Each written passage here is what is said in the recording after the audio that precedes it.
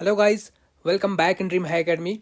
तो dream high academy में और एक न्यूज़ लेके हम आप लोगों के साथ आए हैं। देखिए, ये न्यूज़ आपको पता है, आपने थंबनेल पे भी देखा होगा, टाइटल पे भी देखा होगा। ये जूनियर असिस्टेंट के रिलेटेड है। जो हाल ही आप लोगों ने देखा कि जूनियर असिस्टेंट के ऊपर बहुत तेज़ी से काम चल रहा था एसएसबी के द्वारा, जेके एसएसबी के द्वारा। ये बात यहाँ पे मेंशन करना ये ज़रूरी है कि ये इंपॉर्टेंट आज केस क्यों बना, क्यों ड्रॉप आउट्स गए, वो सब चीज़ें हम डिस्कस कर लेंगे। क्या हो सकता है इस केस में, वो सब चीज़ें हम आगे डिस्कस कर लेंगे। बट इससे पहले आपको पता होगी, जेकेएसएसबी जूनियर असिस्टेंट का जो बैच है, इसके ऊपर ऑलरेडी एक केस चल रहा है।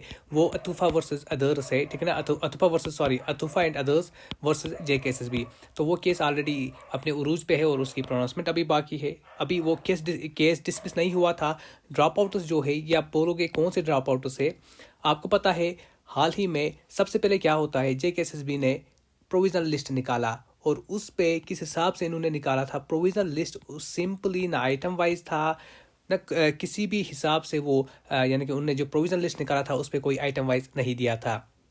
जबकि नई जब रिवाइज हुई लिस्ट, क्योंकि इस पे क्या होता है, देखिए, इस पे एक रूल होता है, मेरिट कम प्रेफरेंस, मेरिट कम जो प्रेफरेंस होता है उसको प्रायोरिटी दी जाती है। वही रूल्स एसएसबी ने नेक्स्ट अपनी प्रोविजनल लिस्ट पे फॉलो किया, यानी कि जो रिवाइज किया है उस पे यही चीज़ें फॉलो किया। क्योंकि क्या था, इस पे जो कैटेगरी वाले स्टूडेंट्स थे वो कोई ओपन मेरिट में चले गए थे।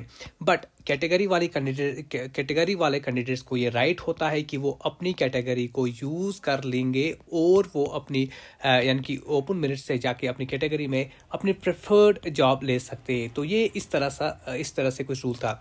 लेकिन जब पहले एसएसबी ने पब्लिश किया प्रोविजनल लिस्ट, तो वो कुछ इस हिसाब से आई थी। वो सिंपली एक जनरल, आप बोल सकते हो, मेरिट लिस्ट ही थी, ठीक है ना। जनरल मेरिट लिस्ट, बस उन्होंने सीधा देखना था कि कहाँ तक कैंडिडेट्स फॉल होते हैं। लेकिन नेक्स्ट जब रिवाइज्ड लिस्ट आई, उस प्रोविजनल लिस्ट पे, जो पहली वाली प्रोविजनल लिस्ट थी, बहुत सारे ग्रीवेंसेस जा चुके थे उस पर। तो उसको मद्देनज़र रखते हुए एसएसबी ने रिवाइज्ड लिस्ट निकाला, जिसकी वजह से कुछ बच्चे जो है वो ड्रॉप आउट हुए। ये कौन से बच्चे हैं? ये कैटेगरी वाले बच्चे हैं, वो ड्रॉप आउट हुए हैं। हाँ, ये बच्चे ड्रॉप आउट इसलिए हुए क्योंकि कैटेगरी वाले कैंडिडेट्स ने अपनी जो कैटेगरी का यूज़ किया और अपनी कैटेगरी में उन्होंने सीट लिया ताकि उनको प्रेफर्ड अपनी डिपार्टमेंट्स मिल जाए। तो यही था। लेकिन आज ये ड्रॉप आउट्स ने लगभग 24-25 के आसपास जो पिटिशनर्स थे वो आज कोर्ट पे गए हैं और अपना केस फाइल किया है।